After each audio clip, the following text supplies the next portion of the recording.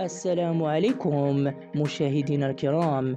حديث ملف مبابي وكل ما يهم باريس سان جيرمان. الوضعية صعبة جدا لأن اليد العليا في كل المنعطفات عند كيليان مبابي، القانونية الشعبية. كل شيء يميل لكيليان مبابي.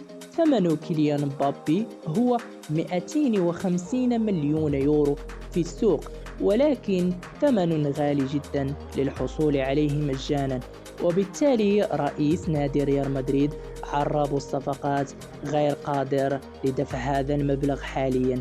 وكيليان مبابي والنقابة الفرنسية تهدد باسم كيليان مبابي، إنه في صورة تواصل المياضقات لهذا اللاعب، وإنه يجلس في مقاعد البدلاء، وأن النقابة ستتدخل. كيليان مبابي محمي من رابطة اللاعبين، ومحمي أيضا من القانون الفرنسي الذي يحمي الموظفين، وبالتالي وضعية صعبة لنادي باريس سان جيرمان. وفي منافسات كأس الملك سلمان للأندية العربية 2023 يلتقي نادي الشرطة العراقي مع منافسه نادي السد في مواجهة هامة تجمع بين الفريقين خلال الجولة ربع نهائي من بطولة كأس الملك سلمان للأندية.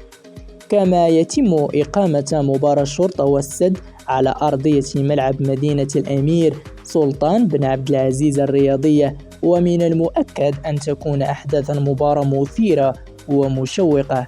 تتجه أنظار عشاق كرة القدم من المحيط للخليج إلى ملعب مدينة الملك فهد الرياضية، الذي يستقبل كلاسيكو كرة القدم السعودية بصبغة عربية، عندما يواجه الاتحاد نظيره الهلال في ربع نهائي البطولة العربية 2023.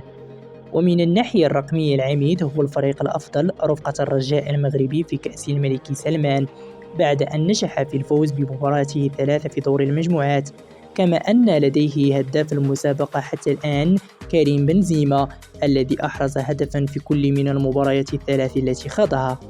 وكانت بداية الهلال محبطة وسيئة بالتعادل مع أهلي طرابلس ثم الخسر من السد، قبل أن يتدارك الموقف بفوز مثير للجدل على الوداد وسط مطالبات من النادي المغربي بإعادة اللقاء نظرا لبعض القرارات التحكيمية التي اعتبرت بالنسبة له خاطئة.